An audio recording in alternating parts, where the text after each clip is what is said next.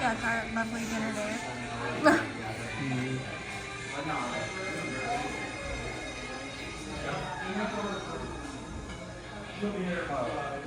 And then when we got here, a guy runs up to us and like...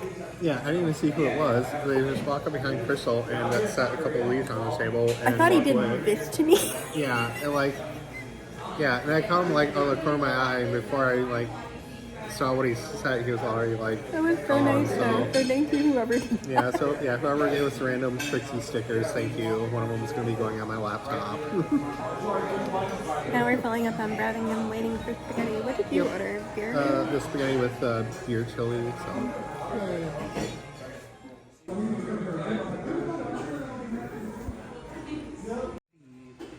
What? I got the spaghetti and beer chili. Nice. Yeah. What did you get? Fancy Parmesan chicken. So, yeah. This place is so cute.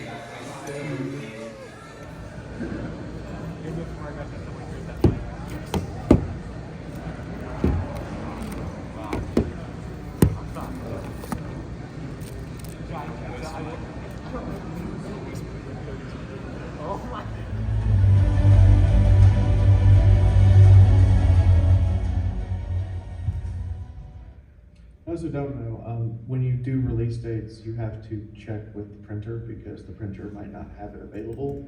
And sometimes you have to interrupt things like, I don't know, Gideon Bibles being interrupted by Fallout Equestria ponies being printed on a printing press is kind of hilarious.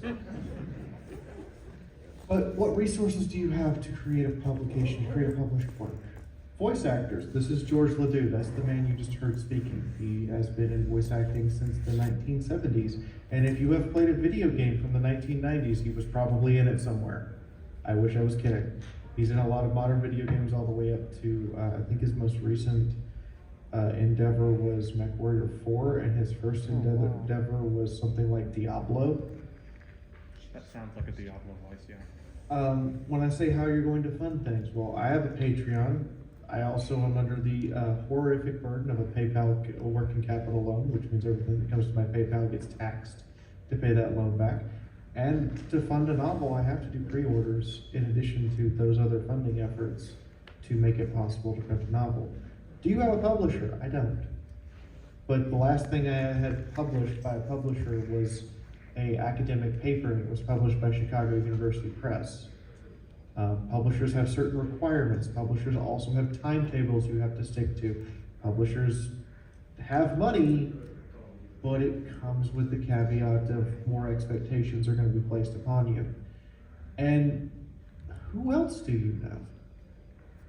I just took a screenshot from the private Discord of people who are on my payroll that I have to pay money to.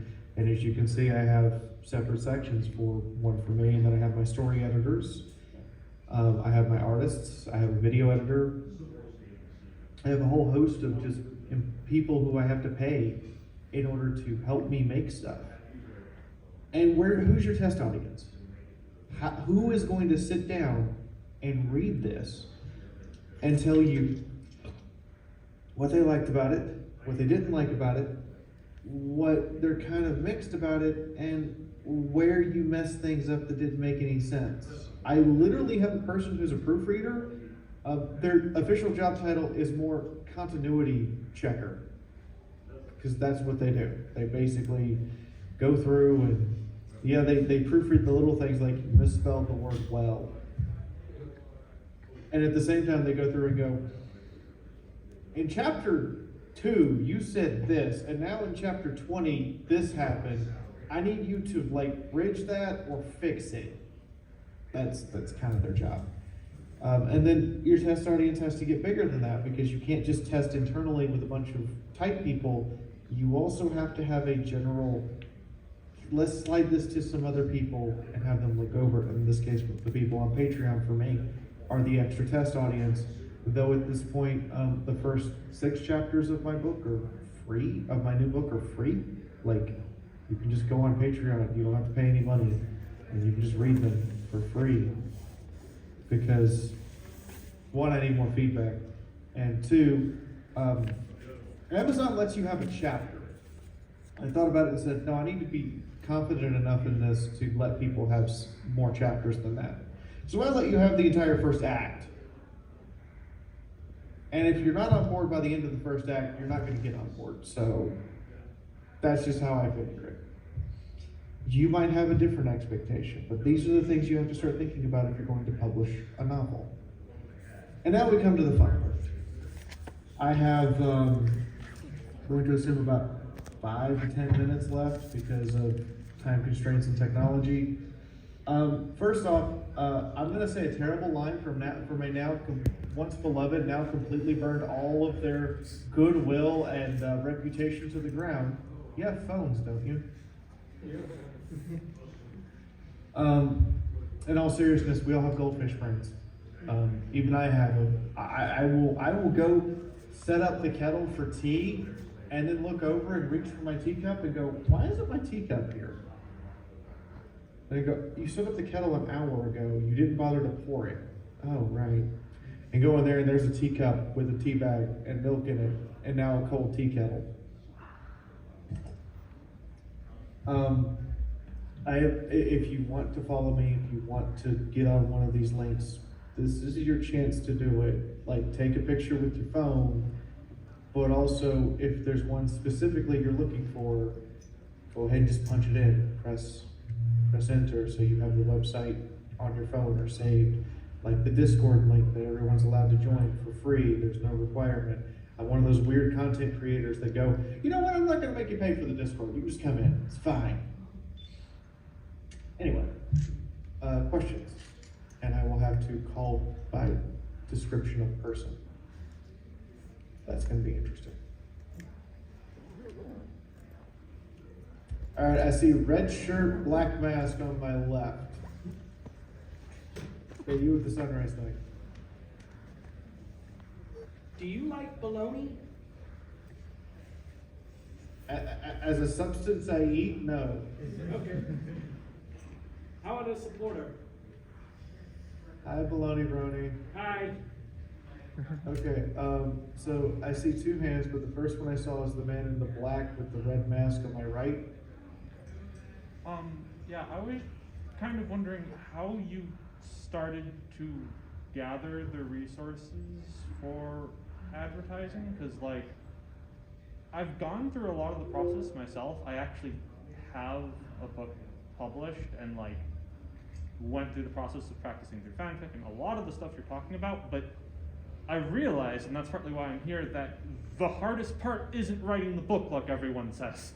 The hardest part is marketing it. Well, the two hardest parts are inlay, that is the process of transferring a written text into a printable document, because that's pain, that's just raw agony, especially when you have pictures.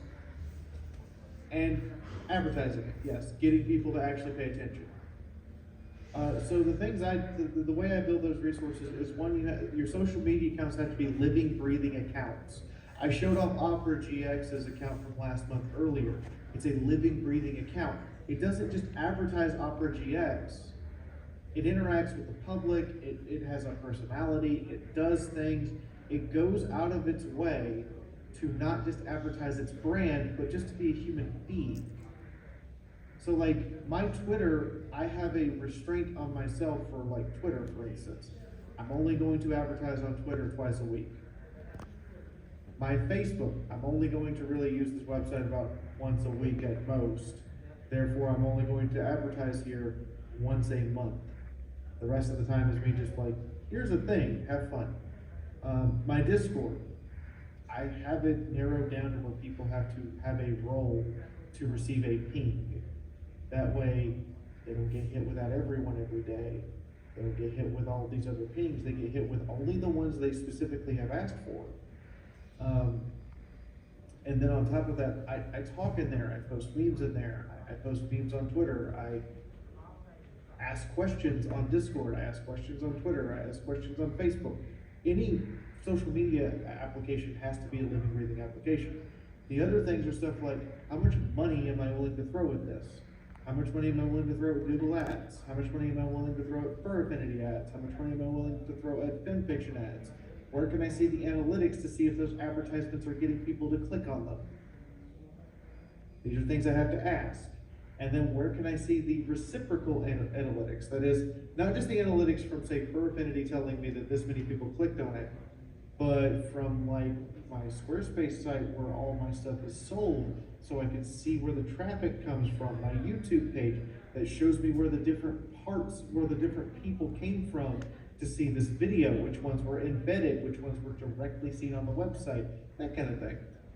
So yeah, advertising and marketing is its own thing, and if you have the money, I would say hire like a marketing firm, which isn't actually as expensive as you think it is, for like just some advice and or just to run a small tiny web-based ad campaign is $500. I was shocked at how cheap it is to hire a marketing firm. Okay. Because they have individual divisions where they will just assign one person to come help you for a week, and then everything else is automated by bots. Next question, I think, was the brown shirt, black mask from Ciderfest? No, but I saw you at Ciderfest years ago.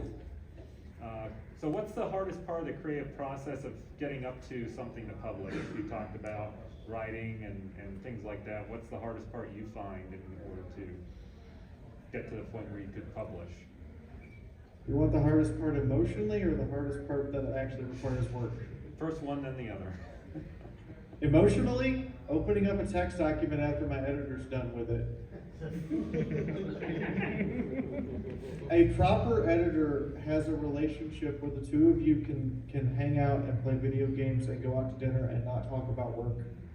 And at the same time, you're going to open a text document and your editor is going to make you cry. They're going to browbeat you. There's going to be so many red things. It is at the point now where props, and I think Chameleon's got to this point too, can go, she's sober. Oh, hey, she hit the bell curve. Oh, shit, she drank too much. They can see it from reading what I wrote, at which points I was sober. I hit the height of the bell curve from getting a little bit drunk, and then it's, oh crap, she drank too much, and it's probably 3 a.m. by now. She's still going, and it's all sorts of fucky. That's literally, yeah. So opening a text document from a writer, most emotionally destroying experience ever. The other hard part is getting people to stop and pay attention, as the gentleman on my right said, asked.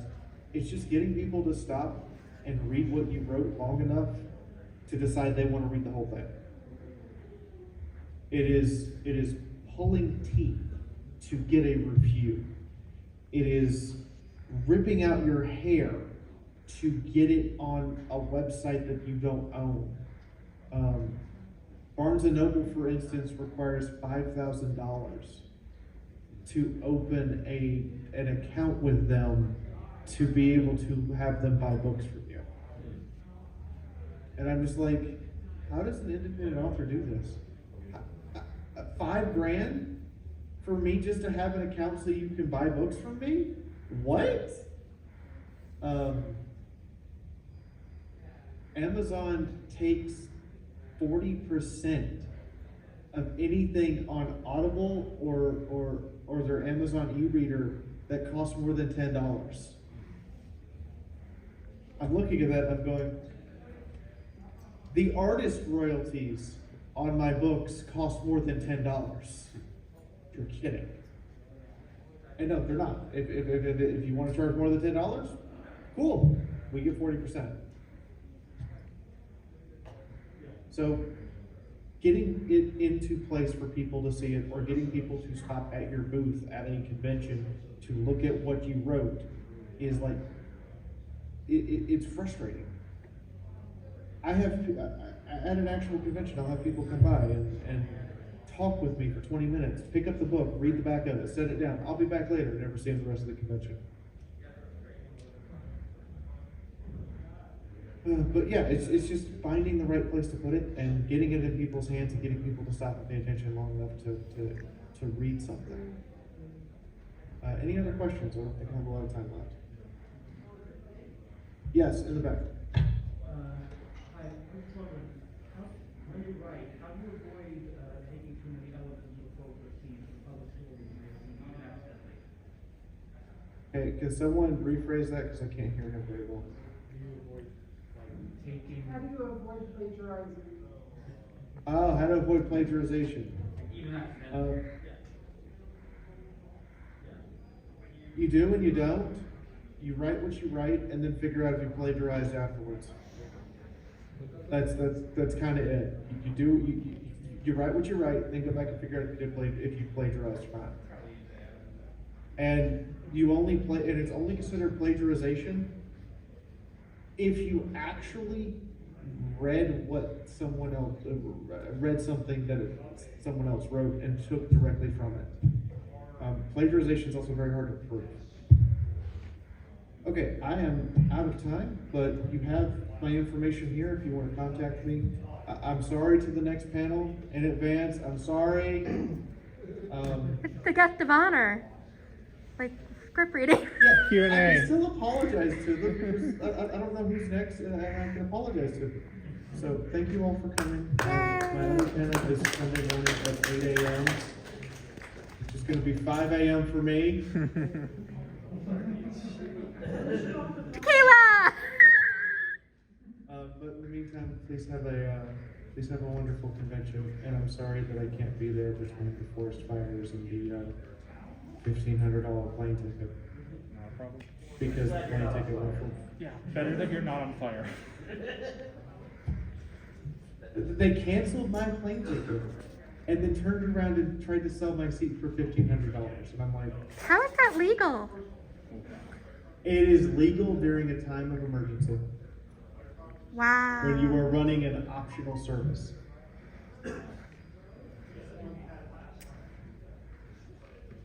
Anyway, on the happier news, please have a wonderful TrotCon. I'm glad you all came, and talk to you all later. Bye. Having fun? Yeah. Truck out. Check out.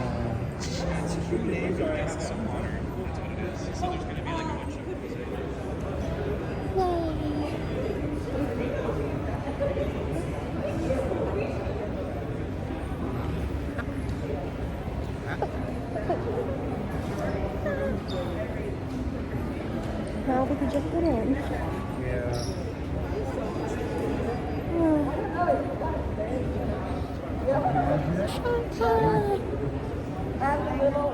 Thanks so much for watching. Feel free to like, comment, and subscribe. And stay tuned for more TrotCon experience. Bye guys!